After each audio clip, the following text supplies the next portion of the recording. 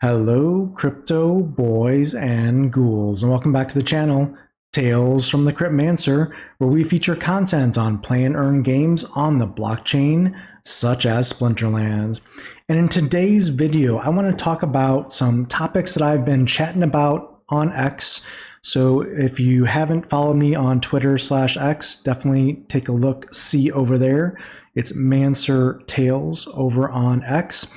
And I wanted to just record this video. I apologize in advance. It's going to be a rush video. I've got about probably like 25 minutes to get this video done before I have to get ready for the workday ahead. But yeah, this is going to be a rush video. But I wanted to talk about this because these are some topics that have been coming up that I feel like the community needs to discuss, right?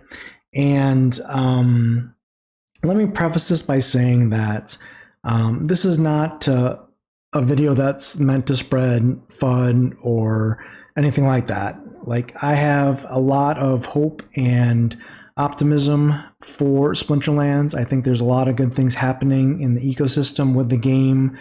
The crypto market seems to be turning here for the better. So lots of hopefully exciting times ahead.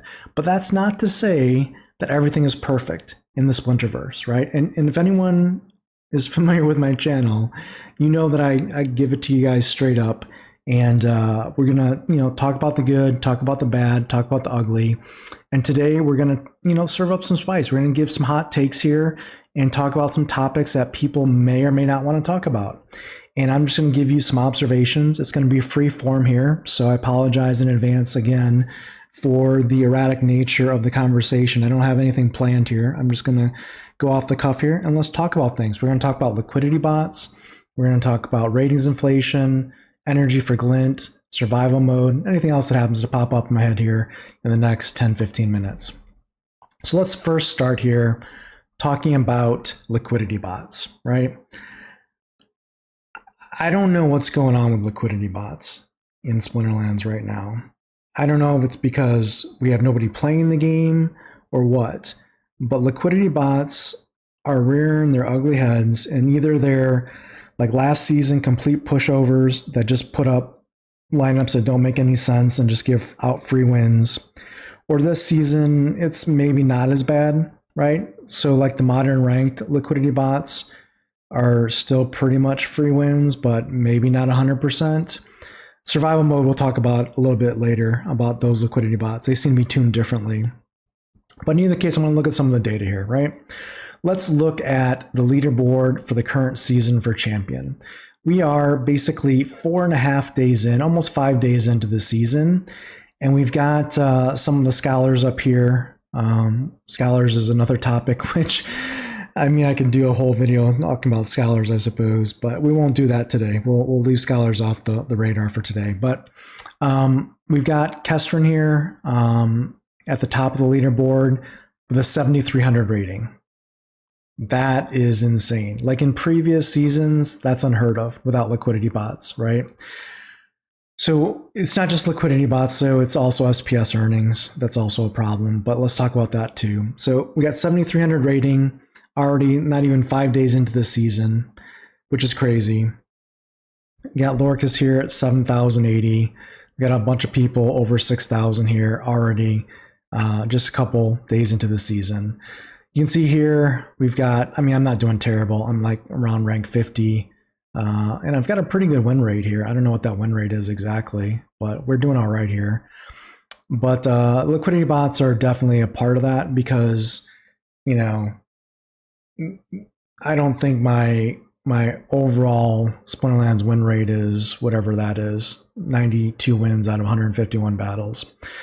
So in either case, let's talk about this. So we've got 462 battles for Kestrin. That's a lot of battles, 4.5 days into the season. And why are we seeing that? Well, let's just first talk about the win rate. 315 wins out of 462 battles is roughly a little over a 68% win rate for Kestrin here, right? And number one leaderboard. Let me just see what my win rate is out of comparison. 92 divided by 151. We're at about a 61% win rate. So not too bad, right? Not too bad. But 68% here for Kestrin. He's already got 462 battles in the season. Let's say you start off the season with full energy, 50 energy, right? When we do 24 energy, he burns through 50 energy in the first hour or so of the season.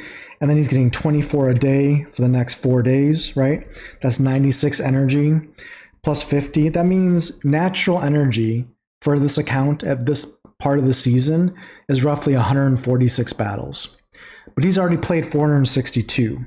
That means he's purchased 316 battles using Glint with purchasing energy, right? And getting a 68% win rate clip in doing so.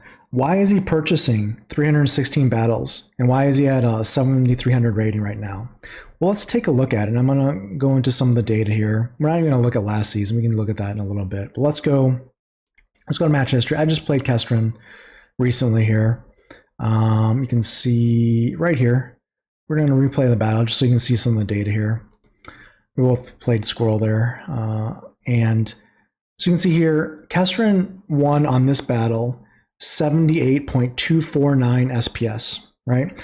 Put that into perspective, 78.249 SPS at the current rate of SPS, that's 58 cents in US dollars for that win. And he won 7,117 glint. Why is that glint and that SPS number important?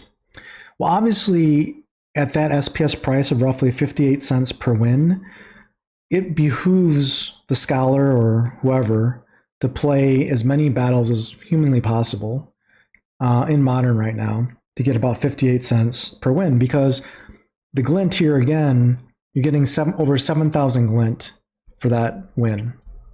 When we look at the energy purchase as an example, let's take a look at shop energy. You can see here with energy, you can purchase, if you look at the tooltips here, Champion 1 energy costs 6,500 base glint. Well, you can see I'm already, if I was Kestrin, I'm already winning more glint per battle than it costs to buy energy. So I'm going to buy, obviously, energy up to the maximum I can, which right here you can see here is you can get 25 energy purchase per day before it starts going up in price, right? So 25, I mean, obviously the energy is being paid for by itself by every win that you make at over 7,000 glint per win. So you're going to buy an additional 25 energy, right? If we look at the math again, we had 316 battles additionally on Kestrin so far. Even at, let's say, 5 days in, right? You're looking at an average of 63 energy purchase per day on average so far for the number 1 ranked account, which is obviously more than 25. So it means they're going and paying this 50% energy cost over the base price kind of surplus charge here because, well, it's financially beneficial to do so because there's a lot of liquidity bots out there, the 68% win rate, the 78 SPS per win, the glint, all this stuff. The point here is, one, do we really need liquidity bots for people just to, in Modern rank, just to print SPS off of that as a kind of like an exploitative loop where they're just using glint and SPS to buy more energy and just basically mint more SPS? Is that good? Is that what we want? Do we really want to encourage people to run basically 100 battles a day? Or I guess it's what, 63 plus 24 roughly. So 90 battles a day roughly in Splinterlands with buying energy to mint all this SPS right now? Or is really 24 energy enough for Modern ranked for people to play the game on a daily basis? I mean, that's, I guess, a philosophical issue. You know, should you be able to play as much as you want in Modern ranked? I mean, honestly, there's a practice mode. If you want to play as much as you want, you can play practice mode. You just want to earn rewards. At some point, we have to look at, you know, what are we doing here when it comes to rewards and purchasing energy and these glint loops and some of this data. I don't know. Liquidity bots here giving a super high win rate, 68%, greater than 68% win rate. Heck, I'm getting a 61% win rate right now. I mean, I'm not the best player. So, I mean, should we have liquidity bots giving unlimited battles using cards that don't even exist, right? They're not purchase cards. They're not cards that exist. They're just imaginary cards that these liquidity bots are using to give fake battles and fake wins and fake SPS to spend more energy and more glint. I don't know. I don't know what to think of this right now. I'm not super enthused with the way this is playing out just in modern ranked, and we haven't even talked about survival mode here at this point. But liquidity bots in modern ranked, don't think they're necessary. My hot take is shouldn't really have them, and my hot take is also we shouldn't really have energy for purchase. I don't think, at least at this point. If it's for purchase, it should be purchased for DEC or something that generates something back towards the flywheel, not just continues to mint SPS and have SPS sold by scholars. So I don't know. I think the data here needs to be looked at. I don't know if the formula for SPS rewards has changed. It seems like 78 SPS is not correct. I think SPS before used to be capped around 30-ish, maybe 40-ish. But now because of the ratings inflation getting in the 7,000s or higher, actually you can check last season with the liquidity bots. Leaderboard for champion last season, we got the 9,240 rating for Kesrin.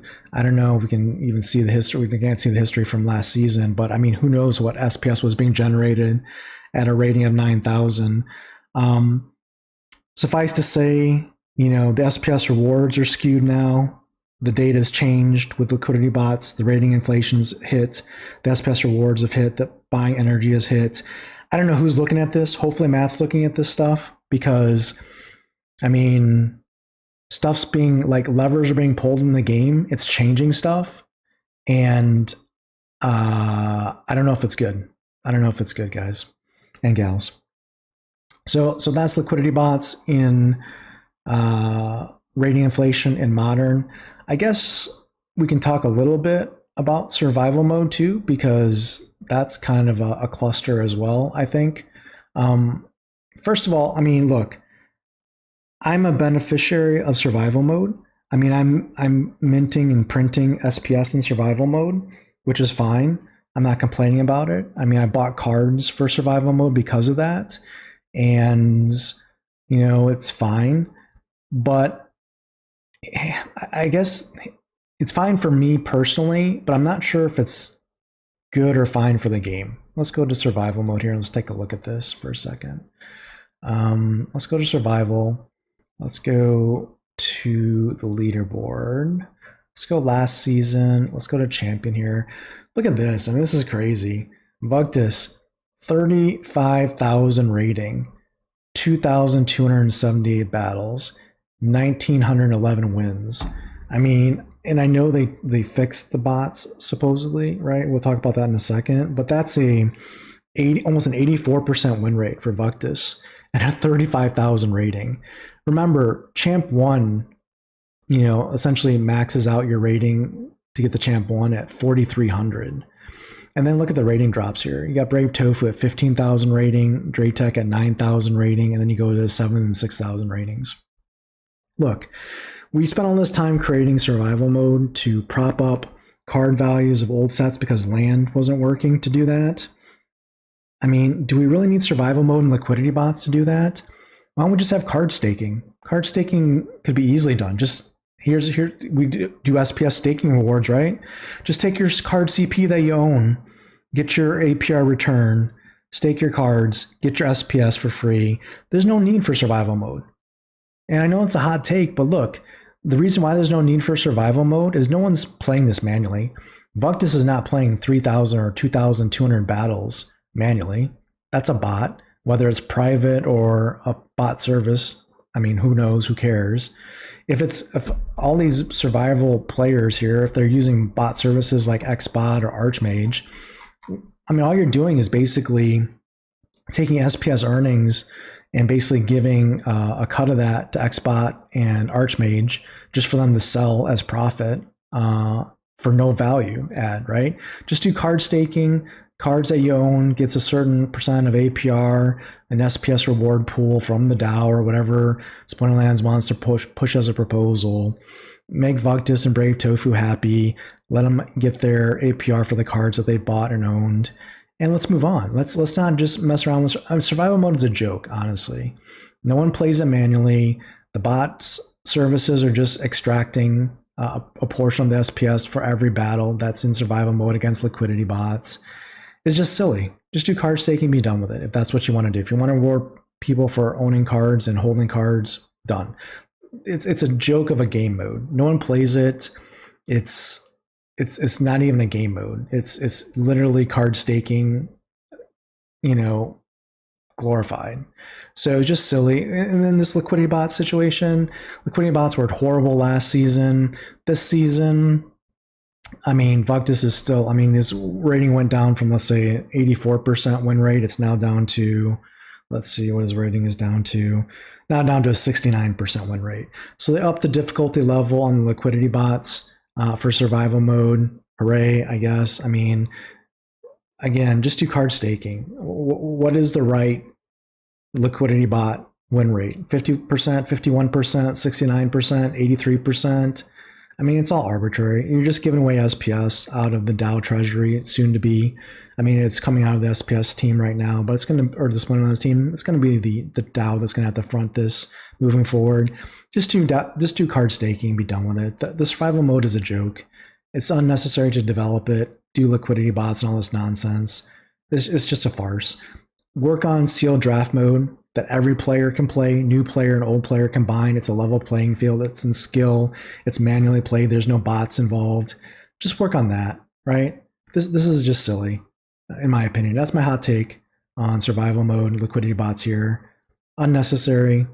No one asked for it. If you want to give handouts to the top 1%, fine, whatever. Just do card staking. So that's it. I'm going to wrap it up here. Again, I don't want this to be super negative. Like I said, I have a lot of faith in the work that Dave's doing and the changes and the stuff that's being developed behind the scenes. I think the game is heading in the right direction, but there's some things that have changed that are not necessarily, I think, for the better. I don't think people are looking at the data necessarily as closely as they should. And that's troublesome because when you make changes like this and you just let it run and you don't look at the data, I mean, someone's got to be doing that. I mean, let's get it done. Let's look at the data. Let's make the right adjustments. Let's focus on the things that matter and let's make Splinterlands great. Until next time, keep stacking those stats.